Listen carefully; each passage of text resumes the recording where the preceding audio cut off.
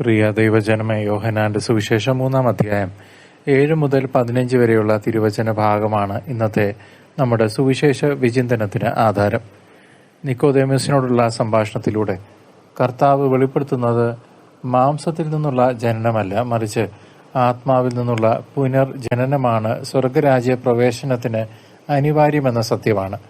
കാറ്റ് അതിന്റെ ഇഷ്ടമനുസരിച്ച് വീശുന്നത് പോലെ പരിശുദ്ധാത്മാവിന്റെ പ്രവർത്തനം മനുഷ്യബുദ്ധിക്ക് അതീതമാണെന്നും അത് വിശ്വസിക്കുന്നവന്റെ ഉള്ളിൽ പുതിയൊരു ജീവൻ നൽകുന്നു എന്നും നാം ഇന്ന് തിരിച്ചറിയുന്നു. മരുഭൂമിയിൽ മോശ പാമ്പിനെ ഉയർത്തിയതുപോലെ മനുഷ്യപുത്രനും ഉയർത്തപ്പെടേണ്ടിയിരിക്കുന്നു എന്ന പ്രവചനം കുരിശിലെ ബലിയിൽ പൂർത്തിയാകുകയും കുരിശിലെ ബലിയെയും അതിലൂടെ ഒഴുകുന്ന ദൈവകരുണയെയും മുൻകൂട്ടി കാണുകയും ചെയ്യുന്നു. ദിവ്യകാരുണ ഞായറിൽ നാം ധ്യാനിക്കുന്നതും ഇതേ ഉദ്ധിതനായ ക്രിസ്തുവിന്റെ മുറിപ്പാടുകളിൽ നിന്ന് നമ്മുടെ ഈ ലോകത്തിന് ലഭിക്കുന്ന പാപമോചനത്തെയും നിത്യജീവനെയും കുറിച്ചാണ്.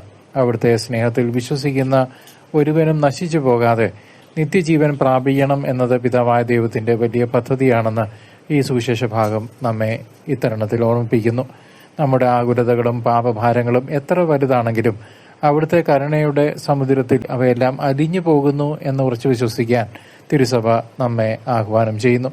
ഭയത്താൽ അടച്ചിട്ട വാതിലുകൾക്കുള്ളിൽ ഇരുന്ന ശിഷ്യന്മാരുടെ അടുത്തേക്ക് നിങ്ങൾക്ക് സമാധാനം എന്ന് ആശംസിച്ചുകൊണ്ട് കടന്നു വന്ന ഈശോ ഇന്നും നമ്മുടെ ഹൃദയവാതിലുകളിൽ മുട്ടുന്നുണ്ട്. ലോകത്തിന് നൽകാൻ കഴിയാത്ത ആന്തരിക ശാന്തിയും പ്രകാശവും പരിശുദ്ധാത്മാവിലൂടെ സ്വീകരിക്കാൻ നാം നമ്മെ തന്നെ വിട്ടുകൊടുക്കണം. ആത്മാവിൽ വീണ്ടും ജനിക്കുക എന്നാൽ ദൈവത്തിന്റെ പരിധിയില്ലാത്ത സ്നേഹത്തെ ആശ്രയിച്ച് ജീവിക്കുക എന്നാണ് അർത്ഥം. അവിടുത്തെ കരുണയുടെ ആഴം അളക്കാൻ കഴിയാത്തതാണ്. അത് നമ്മെ തളർത്തുന്ന രോഗങ്ങളിൽ നിന്നും വേദനകളിൽ നിന്നും മോചിപ്പിച്ച് ആത്മീയമായ ഉണർവ് തീർച്ചയായും നൽകും.